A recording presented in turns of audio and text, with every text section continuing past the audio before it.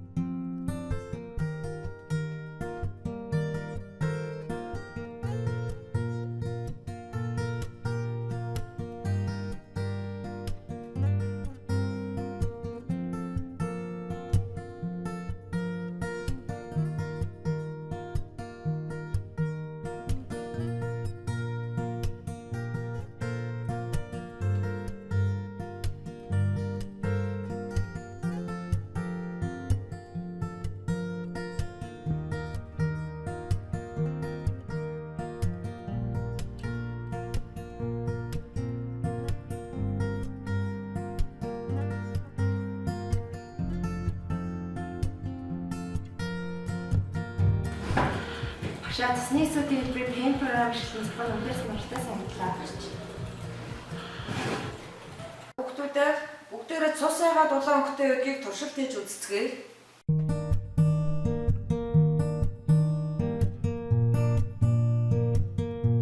За улаан өнгийн бөглөгөөр ямар эсийг төлөөлсөн бэ? Улаан эс. За цусны эсүүдээс яагаад улаан эсийг сонгож авсан гэж бодож байна? Скопор харахад цусны улаан эс нь эсүүдийг бодох юм бол тооны хувьд олон байсан учраас цус улаан өнгөтэй байгаа гэж бодож байна. За яагаад цусны улаан өнгө нь цусны эстэй холбоотой гэсэн дүгнэлтийг хийхэд хүрвэ? Шувууны мэдээлэлээс харахад 4-6 саяын улаан эс 5-аас 11 мянган цагаан эс 150 мянгаас 300 мянган ялтас байсан. Эдгээрийг харьцуулахад улаан эс нь их байна. Одоо хэдүүлээ яг үхээр цусны найралтыг энэ өгөгдсөн хүүхдийг ашиглаад графикаар илэрхийлэх даалгаврыг үздэгэцгээе.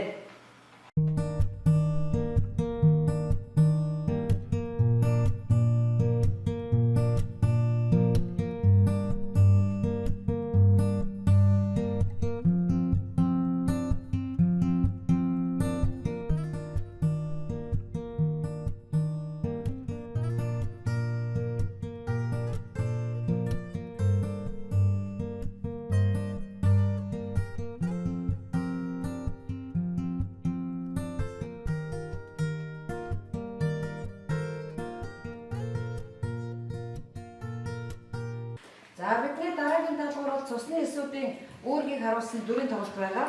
За ингээд хүүхдүүдээ цусны эсүүдийн гайхамшиг дүрийн тоглолтоо үзэж сонирхцгаая.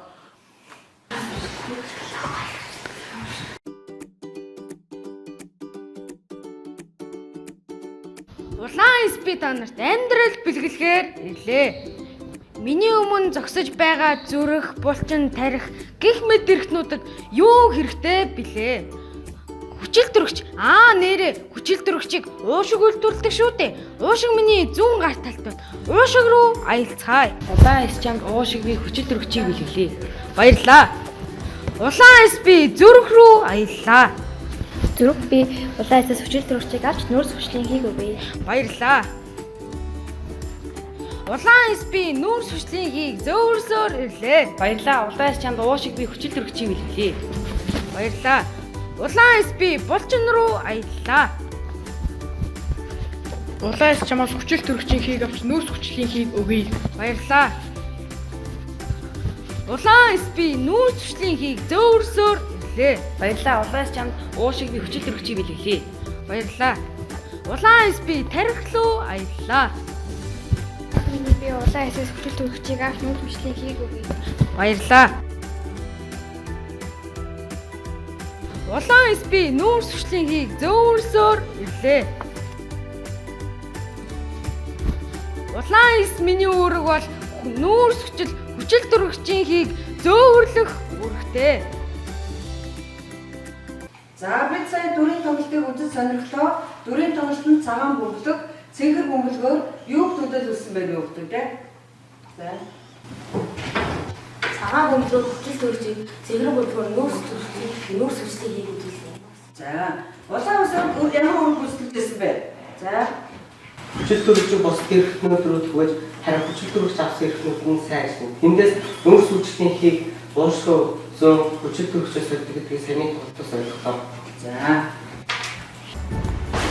Амуу хүчнийг өсгөх хэрэгтэй би байна.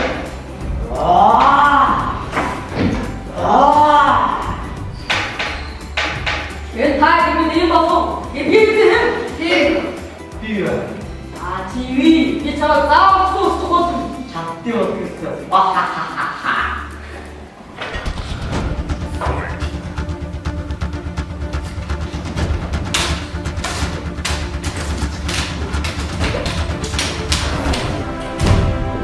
Цагаас би өчиг өсгөж устгах хэрэгтэй. Цагаас би байгаа хүүхдүүд танд эрүүл байна. За, гар ба цагаан өнгөртөө хүүхдүүд юуг төдөлсөн бэ? За. Тэртэй. Харин өмнөхтэй нь бусад эрхнүүдийг өчлөмдөг өвчин өсгөгч байна. Цагаан өмнөхтэй нь цагаан эс буюу лейкоцит байна. За, цагаан эсүүдийн үүргийг юу гэж харсан бэ? За. Биеийн эргэн тойронд өвчин үүсгэгчд байдаг. Тэдгээр нь биед нэвтрэмэх цусан дах цагаан эсүүд мэдээлэл авч халдварын эсрэг тэмцэж дархлаа үүсгэдэг. Болдын тоглох цаг боллоо. Тэр найзуудтайгаа тоглохоор гэрээсээ гарлаа. Тэр хоцож байгаа учраас дугуйгаа хурдан жилээ. Бол дугуйгаа хурдан жигсээл байна. Оо яана, тэр дугуйнаасаа унаад хөлөө гимтэж эхлэв. Түүний өвдөгнөөс нь цус гарч байна. Бид болгоомжгүйгээсээ болд үргэлж өөрсдийгөө гимтэж байдаг. Харин тэрхүү гимтэл нь шарх болдог. Шархнаас цус гардаг. Цусаа канаас гарч байгааг олж мэдцгээе. Бидний биеэр бүхэлдэн гүйж буй шингэнийг цус гин. Цусны найлагны нэг хэсэг нь ялтас юм. Ялцсан цусыг бүлэгнүүлэх тогтоох. За, ялтас амар бүртээ байсан. Ялцсан цусыг тогтоох үүрэгтэй. Багшаа хичээлээр их замдаа бидний үзэн видео бичлэгдэх цусны хэсгүүдийн талаар улам их юм хэлж байлаа. За, сайн байна. За, ингээд өнөөдрийн хажууд бид нар юу мэдж сурснаа Pedicures програм дээр ажиллацгаа өгдөг те. Өнөөдрийн хичээлийг Pedicures програм ашиглан дүгнэе. За, тэгэхээр багш нь 5 асуултад даалгаварласан байгаа. Нэгдүгээр асуултаас анхааралтай уншаарай. За, цусны эсүүдийн үүргийг зөв илэрхийлсэн мөрийг сонгоно уу? За, асуултаа хариулт хараарай. За, үргэлж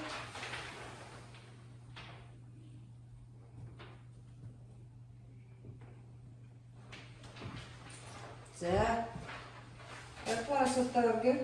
Хоёрдугаар асуултаа хараарай. За, цусны эсүүдийн хэлбэр. За, эндээс ялцыг болоорой гэж. За, үргэлж.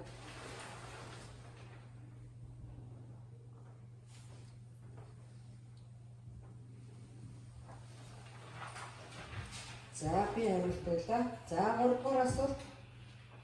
Цусны найдварт улаан эсүүдийн үрийг эзэлдэг байна. За, зөв хариулт өгье.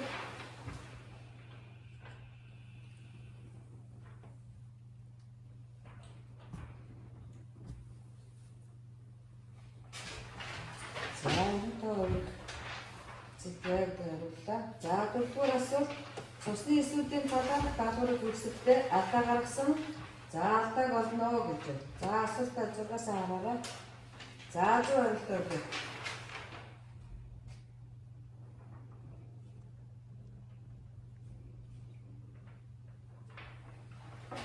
За, нэг удаа даалгавар. За, сүүлийн асуулт. За, цусны эсийг шинжлэх ухааны хэлбэр юуг нэрлэдэг вэ? За, зөв хариулт өгье.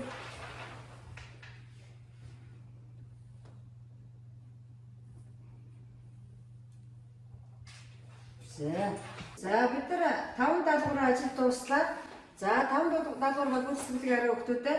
За, 1-р асуултыг 100%, за 2-р асуулт 100%, 3-р асуултыг 100%, за 4-р асуултаа 100%, 5-р асуултыг 100% гээд бүрэн гүйцэд одоо зөв ажилласан байна ингээд. За, тэгэхээр энэ хичээлийг хүүхдүүд маань маш сайн ойлгож авсан байна. За, хичээлд амжилттай оролцсон хүүхдүүдэд баярлалаа.